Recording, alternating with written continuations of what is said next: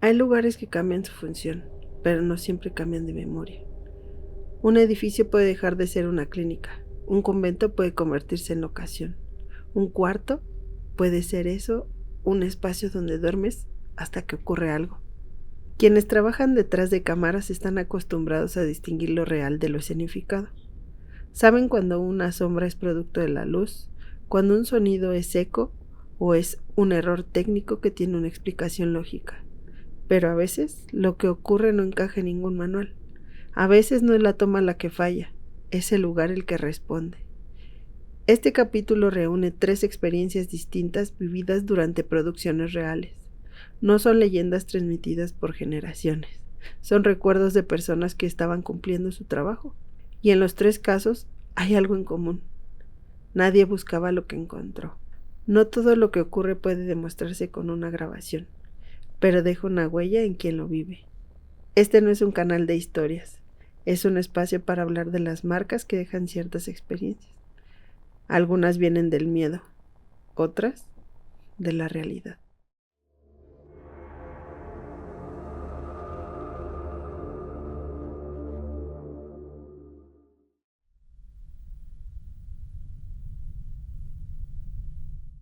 Esto ocurrió en un edificio frente al Mercado de Sonora en la Ciudad de México. Para quien no lo conozca, el Mercado de Sonora no es cualquier mercado. Es un lugar asociado a lo esotérico, a lo ritual, a lo que no siempre tiene una explicación. Velas, hierbas, imágenes, protecciones, todo convive ahí.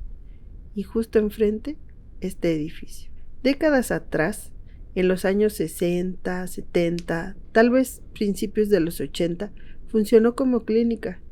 Atendían a personas a bajo costo. Era un lugar de consultas, diagnósticos, placas médicas, tratamientos sencillos. Y años después fue adquirido como locación para producciones de televisión. Cuando ocurrió esto, mi oficina estaba en la planta baja. El edificio tiene 3 plantas y azotea. Yo trabajaba ahí como coordinación de producción. Ese día estábamos grabando algo. Creo que era un proyecto relacionado con Televisa, pero honestamente no lo recuerdo. Recuerdo mejor lo que pasó. Como en toda producción había seguridad en la entrada, 2 policías. Yo tenía asistentes conmigo. Y de pronto uno de los policías fue a avisarle a mi asistente que alguien preguntaba por mí. Eso ya era extraño.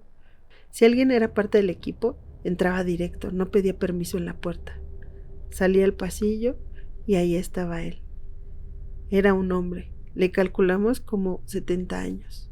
No se veía sucio, no se veía desorientado, no se veía etéreo ni extraño. Al contrario, se veía demasiado real. Vestía como alguien mayor que fue a hacer un trámite importante. Bien peinado, formal. Traía un folder de cartulina amarilla bajo el brazo, de esos antiguos ligeramente gastados por el tiempo, pero perfectamente cuidados. También llevaba un periódico doblado. Éramos 5 personas viendo la escena, los 2 policías, mis 2 asistentes y yo. Me acerqué y le pregunté qué necesitaba. Busco al doctor González. Lo dijo con naturalidad, como quien tiene una cita. Le expliqué con calma que esa clínica había dejado de funcionar hacía muchos años, que ahora el edificio era una locación de grabación. Su expresión cambió. No fue confusión, fue incredulidad. Me miró como si yo estuviera equivocada, como si yo estuviera parada en un lugar que no me correspondía. Entonces le pregunté algo que pensé que aclararía todo. ¿Cuándo vino usted a su consulta? Esperaba que me dijera hace tiempo o vine hace años, pero me respondió, vine ayer. Me mandó a hacer una placa, y lo dijo con absoluta certeza. No era la voz de alguien perdido, no era la voz de alguien con demencia, era la voz de alguien que estaba defendiendo su realidad. Mis asistentes se colocaron discretamente detrás de mí. Se sentía una tensión muy extraña en el pasillo. Intenté explicarles otra vez que ahí ya no había médicos. El edificio con cables, luces LED, monitores, tripiés, parecía un cuerpo invadido, como si rechazara esa modernidad frente a lo que alguna vez fue, un lugar de consultas, de camillas, de diagnósticos. El hombre seguía mirándonos. Entonces hizo algo que cambió todo. Tomó el periódico que llevaba bajo el brazo. Lo abrió ligeramente, miró la fecha, No dijo nada durante unos segundos. Fue un silencio pesado, y cuando volvió a levantar la vista, su mirada ya no era de enojo, era de comprensión, como si hubiera entendido algo que nosotros no. Dijo simplemente ok. No fue un ok amable, fue un ok seco, un ok que sonó a resignación. Se acomodó el folder, dobló el periódico y caminó hacia la salida. Lo vimos irse. Nadie habló hasta que cruzó la puerta, y en cuanto desapareció de la vista, los 5 sentimos lo mismo. Un escalofrío, no por su presencia, sino por su lógica. Horas después, quizá 3, los policías tocaron a mi oficina otra vez. Me pidieron que saliera al pasillo. Cuando salí, lo primero que percibí fue un aroma, un perfume masculino, elegante, claro. No era olor al hospital, no era olor a formol ni a medicina. Era el aroma de un hombre que se había arreglado para una cita importante. Y lo más inquietante no fue que estuviera ahí, fue que se movía. No era un olor estático, no estaba concentrado en un punto, parecía caminar hacia la salida, como si alguien invisible se desplazara por el pasillo. Nos quedamos observando ese recorrido con la mirada. Nadie dijo que fuera él, pero todos entendimos lo mismo. Tal vez no fue su aparición lo más perturbador. Tal vez lo más inquietante fue pensar que para él, nosotros éramos los intrusos, que ese edificio seguía siendo su clínica y que su cita médica nunca terminó.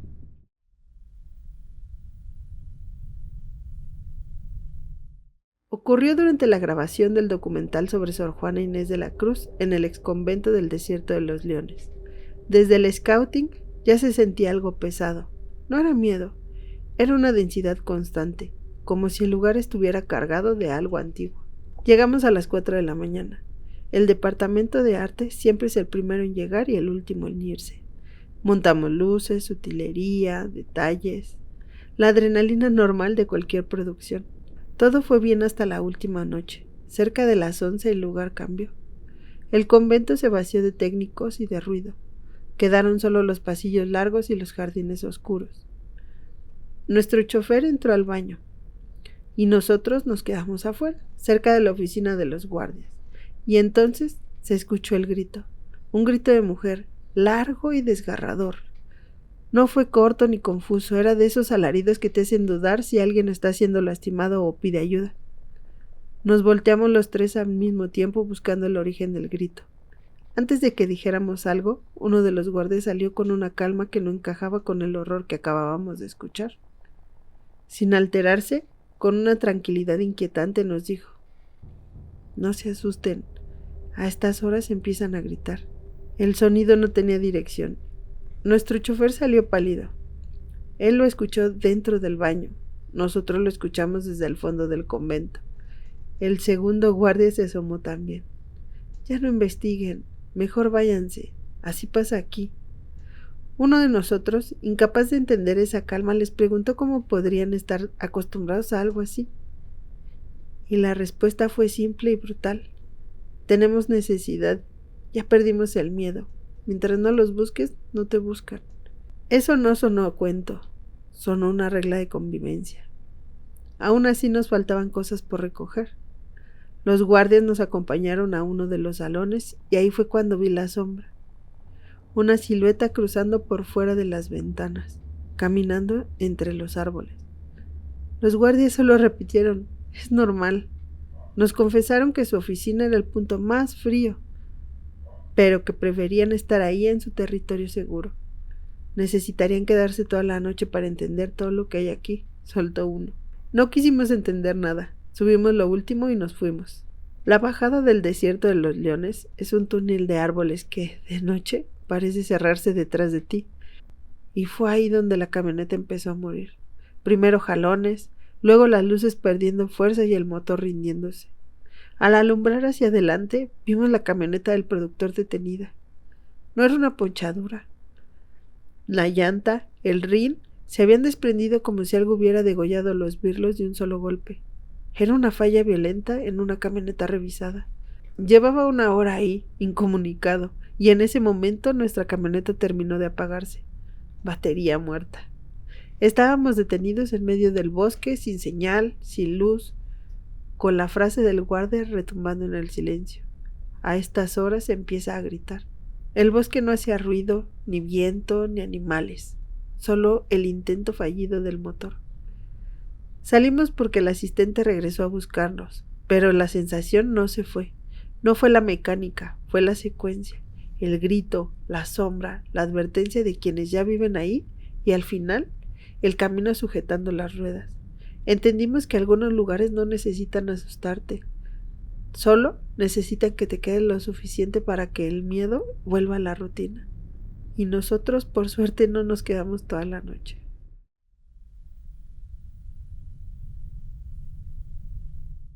Esta historia ocurrió cuando trabajaba colaborando en producciones de televisión. Cuando había oportunidad, pedía participar en las grabaciones de un programa llamado Extra Normal. Me interesaban esos temas, no porque creyera ciegamente, sino porque como técnico siempre quieres ver qué hay detrás de lo que otros llaman misterio. En una ocasión, el productor preguntó si conocíamos a alguien relacionado con las prácticas de santería o palería. Quería documentar una ceremonia real. A través de un conocido del Tianguis del Chopo, contacté a alguien cuyo padre practicaba ese tipo de rituales. No sé exactamente cómo definirlo, solo sé que trabajaban con muertos. La grabación fue en la colonia Río Blanco. Era sábado por la tarde. Al principio todo era técnico. Llegas, armas equipo, revisas luz, encuadre, sonido. Te enfocas en que la toma esté bien. Comenzó a llegar gente vestida de blanco, moviéndose con una naturalidad cotidiana, como si aquello fuera algo de todos los días. Había un altar improvisado, cajas de madera y cadenas gruesas. Yo estaba en modo producción, hasta que dejaron de ser símbolos. Las cajas fueron colocadas en un hoyo en el suelo. Al abrirlas, vi que no eran objetos rituales, eran partes humanas, piernas, manos y cabello. Mucho cabello negro y largo. No puedo asegurar que hubiera sido una cabeza completa, pero recuerdo claramente el cabello que se asomaba desde la caja. En ese momento todavía estaba detrás de la cámara, profesional, técnico. Pero hubo un instante en el que dejé de mirar como camarógrafo y empecé a mirar como persona. Me quedé viendo el cabello más tiempo del necesario. No sé si fue morbo o incredulidad, pero mi mirada se quedó ahí. La ceremonia consistía en unir esas partes con cadenas mientras pedían favores específicos: dinero, poder, trabajo. Prometían liberar al muerto si cumplía. Estuvimos ahí 6 o 7 horas. Cuando terminé regresé a mi casa sin sentir nada extraño. El problema empezó después. La primera noche soñé con una mujer bajando las escaleras de mi cuarto. No hablaba, no hacía nada. Solo bajaba y me miraba. Yo sabía que era sueño porque me veía acostado mientras la escena ocurría en la sala. Después comenzó a aparecer dentro de mi habitación. A veces dormía en los foros de televisión y también ahí la veía. Pasaba detrás de las cortinas, se asomaba en el pasillo y la línea entre el sueño y la vigilia empezó a romperse. Había momentos en los que despertaba o creía despertar y la seguía viendo. Una noche escuché que la puerta de mi cuarto se abría.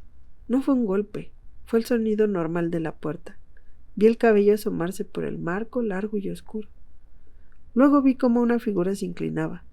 No se agachaba de manera normal, se doblaba desde la cintura como si el torso se plegara. Era demasiado alta, su rostro quedó sobre el mío muy, muy cerca. Yo juraba que estaba despierto. Intenté moverme y no pude. Lo único que podía mover era levantar la cabeza lentamente. Cuando comenzó a incorporarse, extendí la mano y alcancé a sujetar un mechón de su cabello. Sentí la textura, sentí lo que tenía entre los dedos y desperté. Los sueños continuaron unos días más, hasta que una noche ocurrió algo distinto. No estaba soñando con ella, solo dormía. Y entonces empecé a sentir incomodidad en los pies, como si algo estuviera dentro de mis cobijas. Me moví, destapé y ahí estaba, un mechón de cabello, no unos cuantos cabellos sueltos. Era un puño de cabello largo, negro, arrancado, del mismo tono que recordaba haber visto en aquella caja en Río Blanco. Lo primero que hice fue buscar una explicación lógica. Mi hermana no tiene el cabello así. ¿Alguien entró? No había forma. Mi pareja en ese tiempo no vivía con nadie. Revisé, pensé, descarté opciones y ninguna encajaba. Tomé el mechón y lo guardé en una caja. No lo tiré, no hice un ritual, no lo quemé. Lo guardé. Hasta hoy no puedo afirmar que aquello haya sido algo sobrenatural, pero tampoco puedo negar que el cabello apareció después de que yo me quedara mirando más de lo que debía. En televisión nos enseñan que no todo lo que grabamos se queda en la cámara, pero esa noche entendí algo distinto. Hay imágenes que no se quedan en la cinta, se bajan contigo, caminan por tu pasillo y a veces dejan algo debajo de tu sábana.